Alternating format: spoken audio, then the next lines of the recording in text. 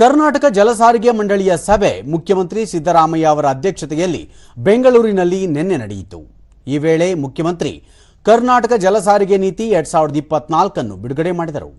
ಇದೇ ಸಂದರ್ಭದಲ್ಲಿ ಮೀನುಗಾರಿಕೆ, ಬಂದರು, ಒಳನಾಡು ಜಲ ಸಾರಿಗೆ ಸಚಿವ ಮಂಕಾಳ ವೈದ್ಯ, ರಾಜ್ಯ ಸರ್ಕಾರದ ಮುಖ್ಯ ಕಾರ್ಯದರ್ಶಿ ಡಾಕ್ಟರ್ ಶಾಲಿನಿ ರಜನೀಶ್ ಸೇರಿದಂತೆ ಹಿರಿಯ ಅಧಿಕಾರಿಗಳು ಉಪಸ್ಥಿತರಿದ್ದರು.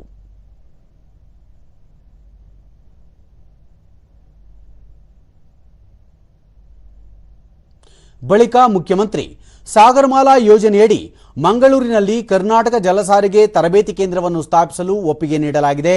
ಪುನರ್ವಸತಿ, ಬಂದರಿಗೆ ಸಂಬಂಧಿಸಿದ ಕಾರ್ಯಾಚರಣೆಗಳಿಗೆ ಭೂಮಿ ಹಂಚಿಕೆ, ಗುತ್ತಿಗೆ ಅವಧಿಯನ್ನು ಪರಿಶೀಲಿಸಿ ಪ್ರಸ್ತಾವನೆ ಸಲ್ಲಿಸಲು ಅಧಿಕಾರಿಗಳಿಗೆ ಸೂಚಿಸಲಾಗಿದೆ ಎಂದು ಹೇಳಿದರು. ಉತ್ತರ ಕನ್ನಡ ಜಿಲ್ಲೆಯಲ್ಲಿ ಗುರುತಿಸಲಾಗಿರುವ ದ್ವೀಪಗಳ ಸಮಗ್ರ ಅಭಿವೃದ್ಧಿಗೆ ಸಂಬಂಧಿಸಿದಂತೆ ಡ್ರೋನ್ ಸಮೀಕ್ಷೆ ನಡೆಸಿ 3 ತಿಂಗಳ ಒಳಗಾಗಿ ವರದಿ ನೀಡುವಂತೆ ಉತ್ತರ ಕನ್ನಡ ಜಿಲ್ಲಾಧಿಕಾರಿಗಳಿಗೆ ಸೂಚಿಸಲಾಗಿದೆ.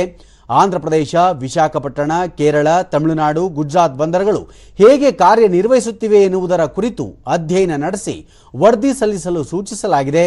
ಮುಂದಿನ ದಿನಗಳಲ್ಲಿ ರಾಜ್ಯದ ಬಂದರು ಅಭಿವೃದ್ಧಿಗೆ ಎಲ್ಲ ರೀತಿಯ ಸಹಕಾರ ಸೌಲಭ್ಯ ನೀಡುವುದಾಗಿ ಭರವಸೆ ನೀಡಲಾಗಿದೆ ಎಂದು ತಿಳಿಸಿದ್ದಾರೆ.